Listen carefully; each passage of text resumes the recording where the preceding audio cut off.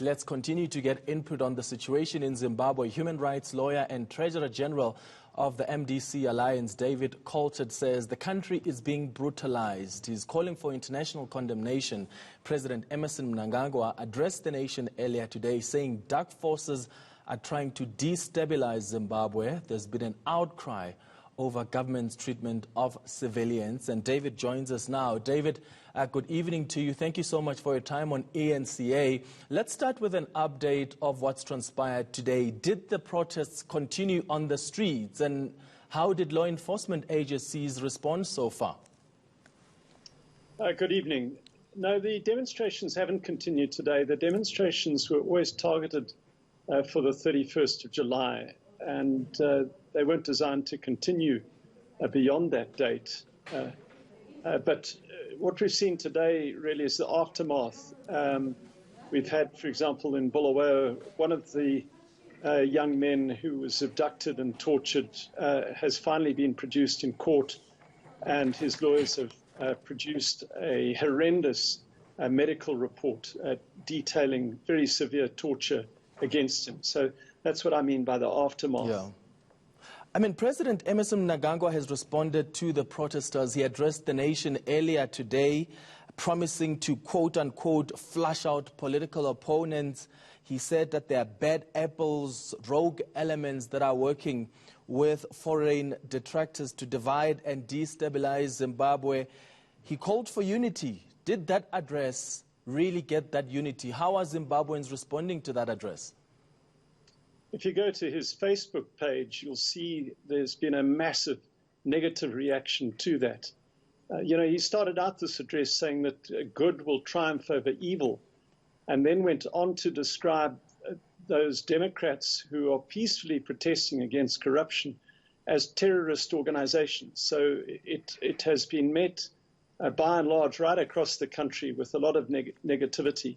This is a classic act by Mnangagwa. He uses biblical language and says all the right words, but there's a lot of sinister meaning behind them.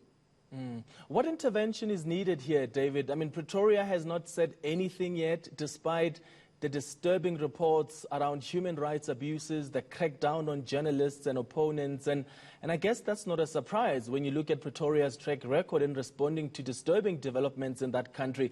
How hopeful are you that this time around, as Zimbabweans cry out for help, they are listening with an intention to respond?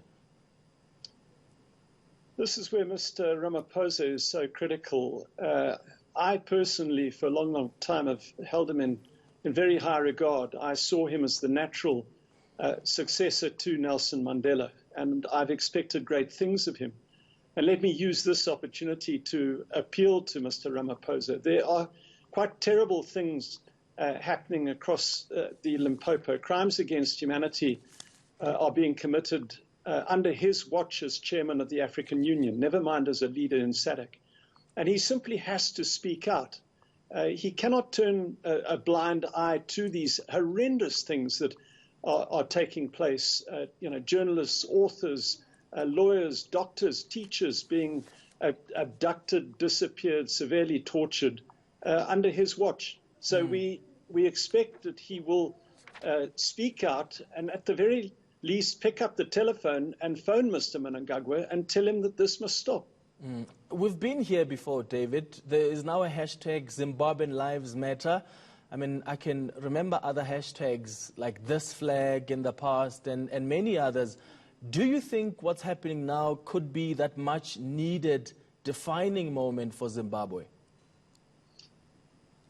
This has been such a long struggle. I posted something this morning, a comment that Mr. Mnangagwa made in 1980 when he was then seeking to demolish ZAPU, Joshua Nkomo's party. So this has been going on for a long, long time, 4 decades that Mr. Mnangagwa has been wreaking havoc in this country.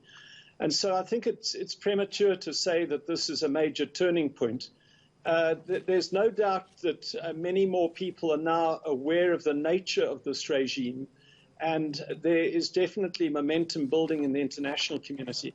But ultimately, it's going to take the African Union and our neighbors to say that this must stop. It doesn't matter really what the West thinks about this.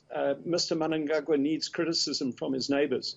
Yeah, and we'll wait and see if that criticism is finally going to come. MDC Alliance Treasurer General David Coltart, thank you so much for your time this evening.